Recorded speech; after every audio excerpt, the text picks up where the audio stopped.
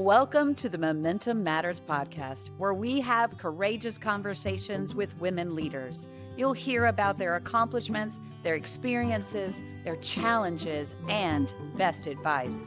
If you are inspired by women who have overcome the barriers and gone on to do extraordinary things, you are in the right place. Hey, everybody, and welcome into the Momentum Matters podcast.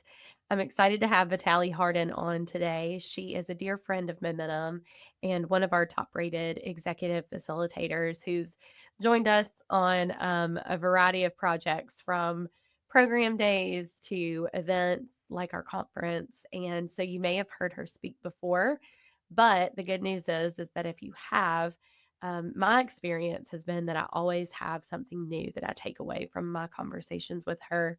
As someone who is trying to overcome perfectionism myself each and every day, and something that I struggle with, I always find so much wisdom and insight from the tools and tips that she shares so that we can lead better and build more trust on our teams. So I hope you enjoy our conversation, and I'm so glad that you're here today. All right, everybody, I'm so excited to have Vitale Hardin here with us today. How's everything in Kentucky? Everything is good, right? It's fall, it's beautiful, and I'm really excited to be in conversation with you today. Has the fall weather hit there yet? It actually finally has this week, and fall is my favorite season, so makes me happy. Yes, it's a good season to be moving into. Well, I'm so excited for this conversation. I've really been looking forward to it. You and I feel like are kindred spirits and always have good conversations. So, Vitale, first, tell everyone how you got into the work that you do now around perfectionism and trust. Yeah. So I started my current business 5 years ago, and the mission and my mission in terms of the things that I focus on in the workplace really was born from my personal pain as a leader and a human. And so I started really focusing on perfectionism and more specifically helping people overcome it in the workplace. And it came from my personal pain. I grew up in a household where perfectionism was expected, and I received love and approval for all my outside achievements, right? So good grades, extracurriculars, what I was wearing. And so I learned as a young child that my worth was outside of myself. And so I started chasing that. And then when I was a senior in college, I discovered Adderall and I became addicted to it. And I used to lead the marketing, business development, and client engagement teams for large law firms, highly perfectionistic. And no one knew, right? My title was increasing, my salary was increasing, my responsibilities were increasing. And so by all measures, externally, my life looked pretty perfect. And then 11 years ago, I made the decision to get sober. And I started looking internally, and I realized that my true addiction was perfectionism. Wow. And so I started creating content around it. I've led 3 university research studies on the impact of perfectionism in the workplace. And as I started doing this work in corporations, I realized you cannot have a perfectionist culture and a high trust culture. It's one or the other. And my research shows that 85% of organizations struggle with high perfection and low trust. Wow. And so I then started researching trust and coming up with ways to actually operationalize trust in the workplace. So that is the quick version of my why. Well, I'm so grateful that you shared that. And honestly, the first time I saw you talk about your work and lead some of our momentum women through overcoming perfectionism, it was a gut punch for me. You know, I think sometimes we don't label perfectionism for what it is, and you do that so wonderfully. And so it was a very convicting session for me. And I'd love for you to explain to our listeners, if they haven't ever really thought or analyzed that for themselves, how does perfectionism show up in leadership and in life? Yeah. So I think the first thing, Katie, is just really to get clear on what perfectionism is. So perfectionism is fear, basically. And the 3 truths about perfectionism are that perfectionism is doing things for love instead of from love, right? So it's saying yes to unrealistic deadlines when you're already spread thin. It's over delivering on projects where you're already exceeding expectations. It's staying in relationships, not because they feel good, but because you're afraid of being abandoned. So doing things for love. Mm. Another truth is it's hustling for your self-worth, right? We're people pleasing, we're saying yes, we're workaholics, right? This constant need for control. So perfectionism is exhausting. And then finally, perfectionism is when we outsource our decisions and our intuition and our self-trust to other people, right? We want other people to make our decisions for us. We're constantly seeking approval from others. We are allowing other people to be the expert of us. Mm. And so just getting really clear on what it is kind of the first step. Yeah. I can honestly say I never equated perfectionism to fear, but you're exactly right. Right. It's that root of fear. So how obviously we probably have a lot of high performers and high achievers Right. listening. You know, I guess when I think of that, I do think of high performers, high Right. achievers. So what are some of the ways to keep that in check that you've found successful? Yeah. So I have this conversation a lot. People are like, well, if I stop the perfectionism thing, like, does that mean my work product's going to suffer or the trajectory of my career is going to suffer? Because, to some degree, our perfectionism has served us, maybe gotten us this far, but it's not going to get Right. you as far as you want or you deserve. And so I think it's first by, just kind of acknowledging some of the symptoms of perfectionism, right? It's the obsessive thinking. Right? You make a mistake, there's a typo in an email, you say the wrong thing to a team member or on a Zoom call, and you are immediately out of your heart into your head and you are obsessing, right? I should have done it differently. I should have done this. And so that is where like the obsession, the indecision, the people pleasing, the procrastination, the analysis paralysis, right? Just the questioning of yourself, the overthinking. So those symptoms, like when you can drop them, imagine how much energy you get back in your life. Like really start thinking about like, what is the cost of that to your life? And like, what percentage of time do you spend on that? Because if I think about the days when I was in my most extreme levels of perfectionism, I mean, it was consuming a large part of my day. And so those sorts of things, think about if you can drop that, how much more you could achieve without the indecision, the overwhelm, the questioning, the obsessive thinking. It could be really powerful. And I've heard you talk about this before, but what's the timeline someone should give themselves on breaking those habits and becoming self-aware about those things? Yeah. So, so I would say Katie first is by probably dropping the timeline. Oh, No. here we go. I know. So I My love it. I'm like, perfectionism is showing. I know it's such a great perfection question. Like, when can I expect to get better and not do Right.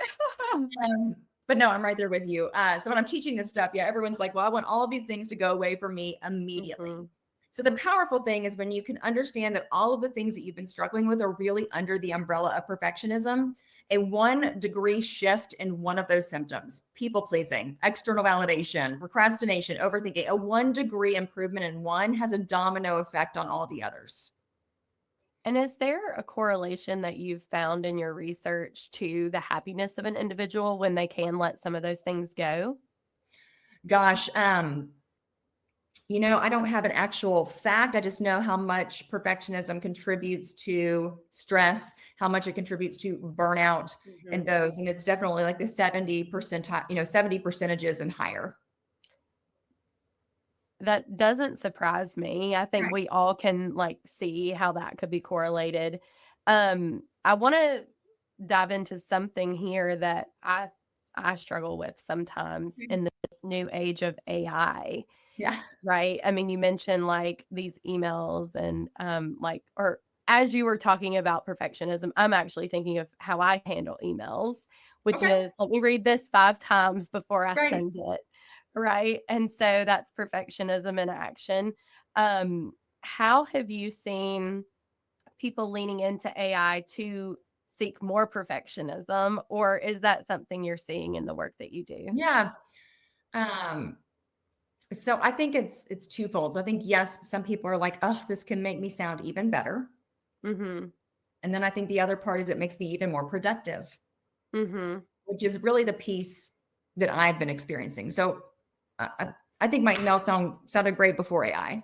This just makes me more productive. And I think that is a problem. So one of the things that I've been seeing is that it's like removing the pause from our life. Like we have no, like our nervous systems are on fire because of AI, because we are allowed to like literally tell AI something and then 2 seconds later it spits it out. We review it, send it, go. We're on the next, we're on the next. So we're never calm. Like think about like the calm, not the calmest, but just the space that we needed to craft a proposal, to craft a project brief, to think through whatever we're wanting to write. Like that is actually, those pauses are now being removed from our life. And I think that is actually the biggest issue that we're going to struggle with. And then also like, even just removing critical thinking, right? I am in my 40s and I have been critical thinking and writing my own stuff. And I've written a book for, that many years. Like I was in PR, like we wrote news releases and op-eds and all these things. Like writing has always been a large part of my career. And now it's like, I've been using AI so much that I think even my writing abilities and critical thinking abilities have been impacted. Sure. There's that white space is missing. Right. Yeah. I've been doing some diving into how to create more white space again, kind of in my day, to just think, create, and be still. And one of the things that I actually listened to this morning was about task switching and how you have to have that buffer. We don't think that we need it, but our brain needs like 5 to 10 minutes to really make that switch in between things. So I'm glad to hear you call that out. When you see that someone is struggling with perfectionism, what are some of the ways that they can, maybe they've been in this mode of functioning for so long? What are some of the cues and signals that point to perfectionism, maybe on a team or maybe just in an individual that can, maybe it's not an email, but maybe it's a way you're showing up? What are some of those cues and signals? Yeah. So I'd say that like needing everything to be 100%. Every draft, every email, everything, like whether that's us or the person that's leading us, like that. Working out a slide deck over and over, like perfecting it instead of just like looking at it 2 times and moving on, right? Overthinking what we're going to say in meetings, because maybe when we're on a team, like certain ideas are held to perfectionist standards, right? Or they're questioned. And so like overthinking that. I would say fear of failure and fear of making a mistake is a really big one. And so when we have that, you're going to see lower innovation on teams because people are not going to share their new ideas, or they're just going to kind of stick to the status quo or think inside the box instead of outside the box. Procrastination, avoiding conflict. So teams not leaning into feedback, not having performance conversations, a lack of clarity, even just around goals and moving forward. So there are just many ways that it shows up on teams versus individuals.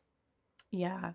And so then how do you coach leaders on balancing grace and high expectations for the business? Yeah. So I think it's about like figuring out what are the normal, like kind of what is the normal process that we want to follow to get to an X result. So let's say, we want every document that is client facing or going to the board of directors or whatever, we want it proofed by 3 people. That's our process. And if 3 people prove it and there still was a mistake, we have to give ourselves grace because we followed the process. Yeah. A perfectionist organization, there's like 10 people proving it. Each of the 10 people are proving it 10 times. There's a mistake. And we're like, what, someone is in big trouble for it. So it's, you know what I'm saying? There's a difference. It's like, well, we follow the process and we're human. We're going to have to let it go. Yeah. I love what you've said in the past, which is done is better than perfect. Yes. You live in my head rent free telling me that a lot of times, because I wouldn't complete a task unless every I was dotted and every T was crossed. And then I looked over it 14 times just to make sure that I was sure. And it's easy to fall back into those habits. How can leaders create habits or rituals that do keep them away from that Yeah. perfectionism when they feel it maybe creeping back in? Yeah. So there are team behaviors and then there's individual behaviors. So we'll talk about Mm. individual behaviors. So I think um, there are things that we need to do that help us show up as the best version of ourselves. So I know, like, I'm a big believer that self-discipline is one of the highest forms of self-love. And So so good. I like to call them anchors, and I call them self-trust anchors. And there are things that we do daily or weekly as anchors that anchor us to show up as better humans. And I know that when I'm doing my anchors, my confidence is higher and my perfectionism is lower. What I mean by that is one of my anchors is daily gratitude journaling. Yeah. Another anchor for me is a weekend date with my teenager. Hmm. Another anchor for me is my Sunday planning, where I take out my weekly planner and I think about the week ahead and I come up with my priorities. It could be exercising 3 times a week. Like it's going to look Hmm. different for each of us, but it's like choose 1 or 2 anchors and start committing to them. Because when we get really, quote, busy, the anchors are the first thing to go. We're like, oh, I'll reschedule that date with my teenager. We'll wait till next week.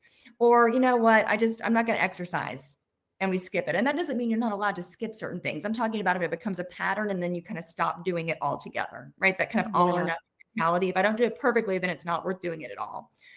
So just really committing to doing some anchors that are, you know what I'm saying, anchor you in. Yeah. And those anchors are just as important as your most important job responsibility. Mm. Seriously, like think about it. When you're doing those things for yourself, you walk into the office and you are like, I am on fire. I can handle any change. I can handle anything that's thrown at me because I've already walked in with a baseline level of self-confidence. That's And so so my good. perfectionism isn't going to be as loud, like I'm going to be able to catch it. It's not going to, I'm saying if it consumes this much of my day, it's only going to consume this much. Uh-huh. So for me, it's really just kind of committing to, those anchors. Also, we have to have more space in our life. Yeah. like an anchor for me is every Sunday I have a babysitter that comes over from 1 to 4 p.m. So I Love it. know every Sunday I have 3 hours and I can do whatever I want. I can go to Target by myself. I can go to a coffee shop. I can get brunch with a friend. But every Sunday, and that is my personal space. But like we have to create also more space because when we are go, go, go and our nervous system is on fire, perfectionism is going to be louder. Mm.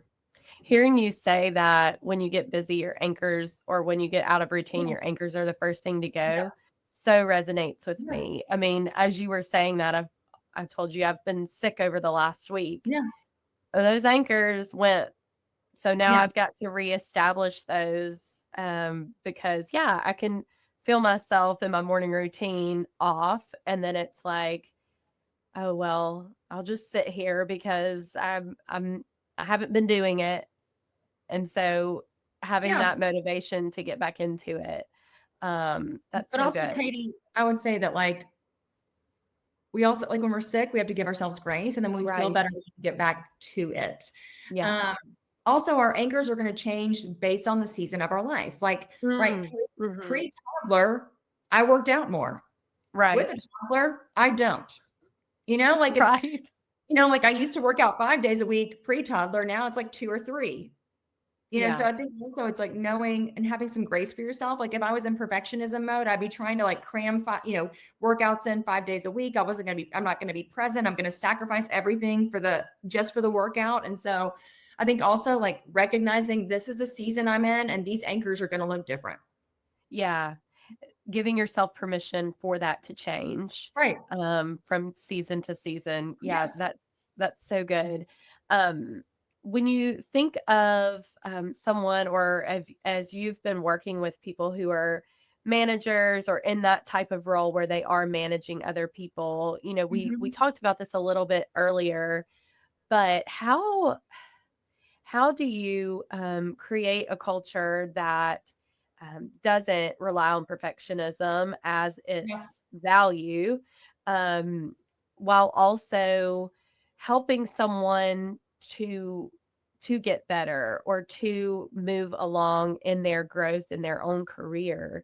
how do you do that without pushing them toward perfectionism? Do you have that conversation a lot with leaders?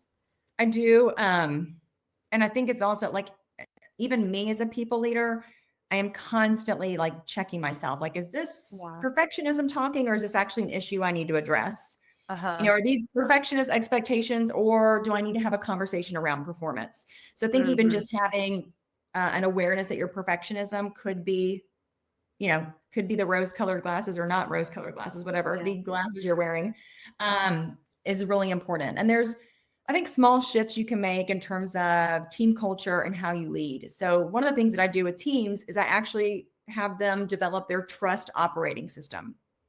Okay, Because talk to us about what that is. yeah, so I'm a big believer. One of my favorite quotes is by James Clear, and it's goals are for people who care about winning once. Yep. Systems are for people who care about winning repeatedly. Yep. And so I want organizations and leaders to win repeatedly with trust, right? So let's turn the volume up on trust, turn the volume down on perfectionism. And so we do that by creating a system. And so we look at the team or the organization and where it is, and we come up with 5 trust values. Maybe Okay. it's transparency, maybe it's Okay. collaboration, maybe it's communication or recognition. So we look at where we are we have an honest conversation with ourselves. Like, where are we as a team? Like, where do we need to live into trust? Mm. Mhm. And then for those 5 values, you then develop behaviors and metrics. If you're not ready to do a team one, you can also have everyone develop their individual one. So have a hard look at your own leadership style. So for example, every year I create my personal trust value system. How do I want to be a more trustworthy leader right now? And Mm. so my 3 this year, Katie, were decisiveness, agility, and listening.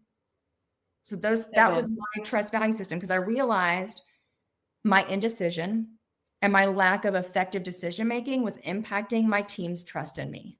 And how did you figure that out? Was that feedback that you got? Was it just kind of auditing yourself? Because, and I ask that because I think sometimes leaders who aren't trusted, it's hard to have a trusting conversation with Yeah. them about feedback that they need. Yeah. So how do you get to that place? Do you take it from feedback? How did you get there? Yeah.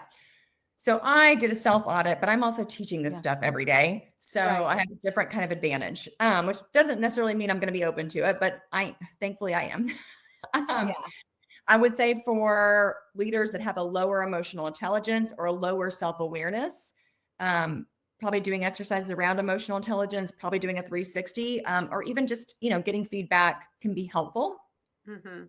For me, it was just my own awareness, because I was just looking at, what, I'm really frustrated even with myself and my decision making. And I was like, okay. So I, decided that decision making was going to be what I was going to focus on this year. I think I've improved a lot, and there's still room for growth, but I've improved a lot just by focusing on it. And so for me, it's set like, so what are the metrics? How am I going to measure this? How am I going to act on it? And so I started creating rules for myself. No decisions go past Friday. If they're bigger decisions, Ooh. I set expiration deadlines, right? So some decisions do need to go past Friday because they're bigger, right? Right. Am I going to host this leadership conference or not? Or am I going to, whatever. And Yeah. so I gave an expiration deadline for those. I also use decision-making frameworks to help me clearly think through a decision. Adding more space in your life allows you to be a better decision maker. So I have 2 CEO days a month. Also would What like does to get that mean? What do you mean by that? So I have 2 CEO days a month where I do not work past 11 a.m. and I can do whatever I want. I love it. Each of us can have a CEO day because we are the CEOs of our own life. So that's really what it means. Absolutely. And so it's funny, my team actually makes me schedule 3 because they know I'm going to schedule over one of them. And so, but they hold me accountable. They're like, we see that there's no CEO days on your calendar in November. Like, what we need to put some on the Good for calendar. them. And you've built a trusting environment. That's awesome. Right. So I think it's just about getting clear, like, so the trust operating system is a way to do that. Some other ways, like, so just some easy things around how to build trust as a team is like just easy things. Like, as a leader, am I consistent with my one-on-ones? right? So if we are constantly rescheduling one-on-ones, we are eroding trust, Yeah. right? Looking at things like looking at your entire team's tasks and deciding which of our tasks can be 85% and which of our tasks can be 100% or need to be 100%, right? Like Right. things that go to the board of directors need to be 100%. An internal email can be 85%. Some internal emails cannot. Like if it's an internal like mass employee-wide communication, probably needs to be 100%. A first draft, 85%. So even just giving people permission that a first draft, you don't need to sit on it for 3 weeks. 85%. Get it out. Let's all review it. Let's move forward, right? So there's just some like small shifts you can start making even in your leadership style that can help.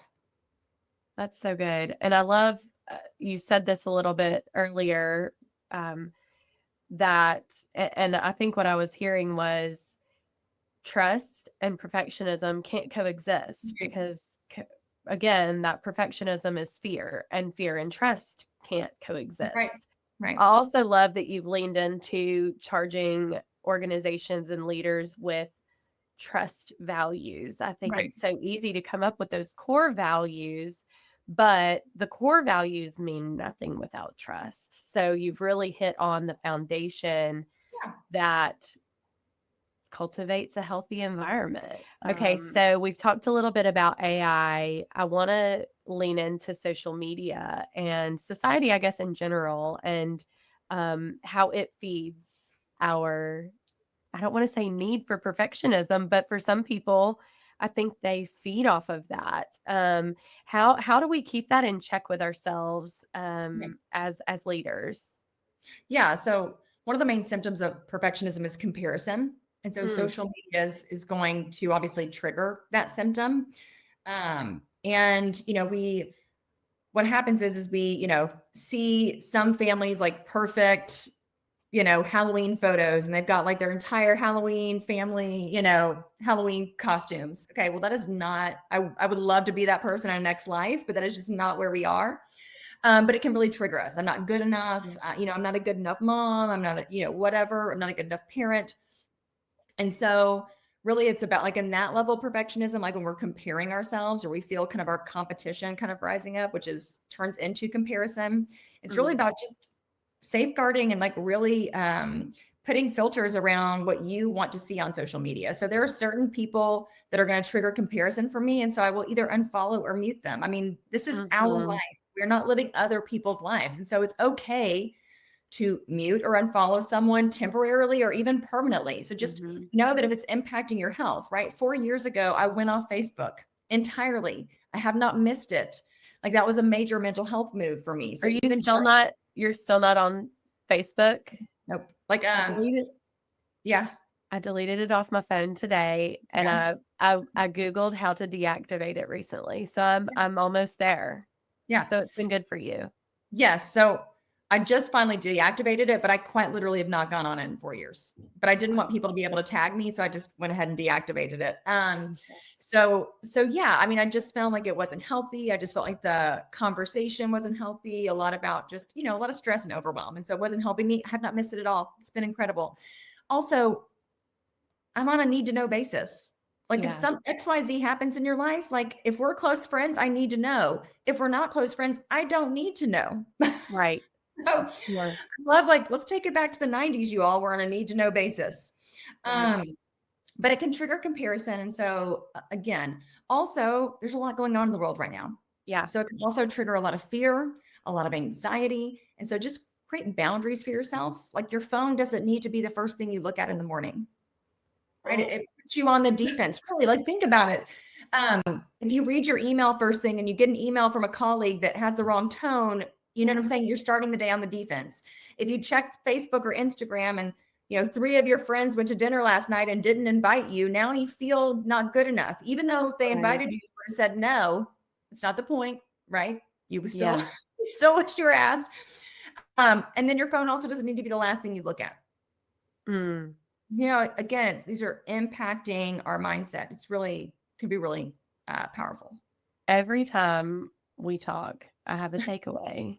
And I just had a couple of takeaways, which is that I need to not look at my phone first thing or last thing in the day. Well, You touched on this a little bit with the world we're living in now and the uncertainty.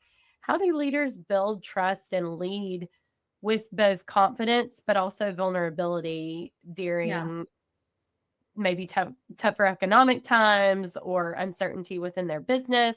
Yeah. How can someone do that without making people feel afraid and feel the need for perfectionism? Yeah. So there's a lot of change happening right now. There are reduction in force. There are leadership changes. There are lots of reorgs, sometimes 10 reorgs happening in a matter of 6 months within organizations. And Wow. so there's a lot of change happening. And so one of the things that I'm seeing organizations struggle with, hence, I think this is one of the biggest opportunities for organizations and leaders, is to communicate effectively internally. Mhm. And so I'm hearing over and over again, like when I'm creating these trust value systems with companies, like transparency is coming up with one of them, it's come up as one of the number one trust values. Mm. And so just over and over again, I'm hearing transparency and communication. Like we want to hear from people, because when we don't communicate, people make up stories, right? If we Right. need to deliver bad news, we need to deliver the bad news. And we need to be Yes. thoughtful about how we deliver it. But we don't need to deliver the bad news 3 months too late. People have already Mm. made up stories. The information is leaked internally. And so, again, we need to lean in and be transparent. We can even be transparent about not being able to be transparent. You can Yeah, say, you know what? I'm not allowed to share the information right now, but I'm telling you, as soon as I am, you all will be the first to know. I love So that. even just being transparent about not being able to be transparent, but like internal communications when done right is a huge trust builder. Even if people don't agree with it and they don't like it, they Mhm. can at least know that you know what I'm saying? And even as leaders, we can know that we communicated, like we can walk away proud of ourselves for handling it professionally and with thought and vulnerability and care of our workforce. Right. Yeah. And lack of internal communications or not doing it well is one of the fastest trust eroders. Yeah, I've been in that type of environment Mhm. before, Yeah. and you're so right about the making up of stories, the honestly, back channeling thrives in that kind of environment, and there's just so much toxicity that then comes along too, Right. from that eroded trust. So, I'm glad to hear you say that, and I think, it's so timely, obviously, with things being so uncertain and always changing. And the thing about I hear this, I've heard this recently. The thing about uncertain times is we're always in uncertain times. Right. So, having confidence in that you've been through uncertain Right. times, you're going through uncertain Yeah. times, and there will be more uncertain times. Yes. And even though it's uncomfortable, trusting that the things that we are going through right now are preparing us for our next level, That's right. like always. Right. I think about, just even as a business leader, like if I can't handle leading a business of 3, how am I going to lead a business of 30? How am I going to lead a business of 300? Right. So every Yeah. obstacle that is in front of us prepares us for that next version of us, both in our personal and professional lives. And that doesn't make it easier. That doesn't make it, for me, it's like, okay, like I'm being presented with this because I need to know how to navigate it. Yeah. So good. Okay. Is there anything that we didn't hit on? I know we could talk for hours and hours about this, Yeah. but is there anything that you want to leave our leaders with that they can take with them to the office today and start to implement maybe as change for their team that might be dealing with perfectionism? What's the number one thing? So I think right now, like what's coming intuitively to me, Katie, is really just sharing some of my top mantras for letting Yeah. go. Oh, yes, please. Please. I And love so your I just mantra. want to share those because when we heal our own perfectionism, it heals how we Mhm. lead and it heals how we interact with others. So just by working on our own perfectionism, we become better leaders. We impact our relationships. Like you know what I'm saying? It is Yep. quite literally a domino effect. And Yeah. so I feel like if we can just think about like the things that we're struggling with right now and that we're up against right now, I think some mantras can help. So the first is just I give myself room to be human.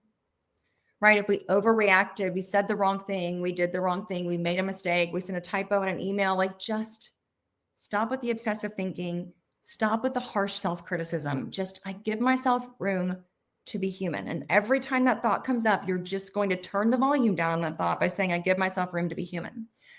Also, right, be where your feet are. And I think about the biggest cost of my perfectionism. It was my presence. I wasn't present for my life. And you all, like, our life matters, our relationship matters. And so make the moments in your life that you want to matter. Yes.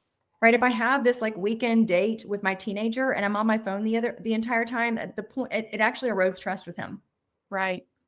And so for me, because I like to look at my phone literally stays in my car because I have no boundaries. Yeah. But, you know, like, make your moments matter. So be where your feet are. When you're at work, be at work. When you're with your family, be with your family. Be where your feet are. Another one is don't push the river. Right. It's a Buddhist phrase for letting go of control. Like, don't push the river. Like, your river of life is flowing. It's moving in the direction that it needs to move. Like, it's really kind of just like, trust the timing of your life. Yeah. And then I think 1, 2 is just, I cannot miss out on what's meant for me. Mm-hmm. Right. I love that. Everything we're experiencing, even though it's hard, even though it might be scary, is preparing us for something better. That's right. So good. Well, Vitale, thank you so much for this awesome conversation. We are going to continue the conversation in a bonus episode for our active members. Yeah. So if you are not an active member of Momentum, you should become one so that you can get a little bit deeper dive. We're going to really dive into that trust piece in our next conversation. So hope you'll join us there. But before we go, Vitale, I love to do some rapid fire quick questions. Oh gosh, okay, let's do it. So let's do that real quick before we part ways with this audience. Okay, you're in Kentucky. Have you ever been to the Kentucky Derby? And if so, how many times? I've been to the Kentucky Derby once, and I was in a suite. It was wonderful. Oh, awesome. Okay, what color hat did you wear? I had a white hat and a pink dress. Love it. Okay, so where is your favorite place to go on your weekly date with your teenager? Ooh, what do y'all like to do? Yeah, so we have like, the store Paper Source? Yeah.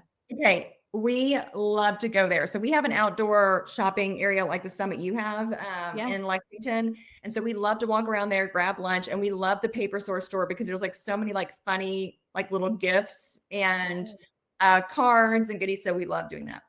Oh, yes. Love that store. Okay. And then what is something someone might be surprised that you like to do? Oh, well, I like, one of my favorite things to do in the evening is watch Law and Order SVU episodes, but don't judge me. And other surprising things, I'm left-handed and I was originally an art major in college. You did the most beautiful art on some centerpieces at one of your last events here in Birmingham. Yeah. And I was so surprised to find out that you were an art major in college. So that is true. That is surprising. Yes. And you are a great artist still. Thank you. Thank you. Okay. My last question is beach or mountains? Oh, beach. Mm-hmm. Yeah. What's your favorite beach to go to?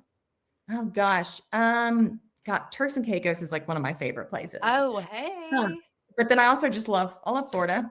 You know, like it's like where we went to Destin all the time. I'm from Huntsville, everyone that's on this call. And so like we always went to Destin.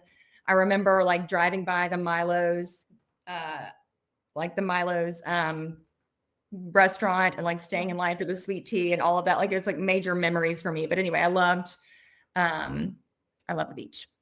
That's awesome. Well, thank you, Vitale. Again, we are going to continue this conversation, but for those of you who have to go, we're glad you joined us. Thank you. Thank you for listening to Momentum Matters. We invite you to subscribe to our podcast as we share more important conversations with women leaders. We would love for you to rate our show and share with others in your life. This episode of Momentum Matters was produced by Social U and brought to you by America's Thrift Stores, Blue Cross and Blue Shield of Alabama, Protective Life, and Regions Bank. A full list of corporate partners can be found at momentumleaders.org. We also want to thank the individual donors, Momentum members, and volunteers for their commitment to our mission.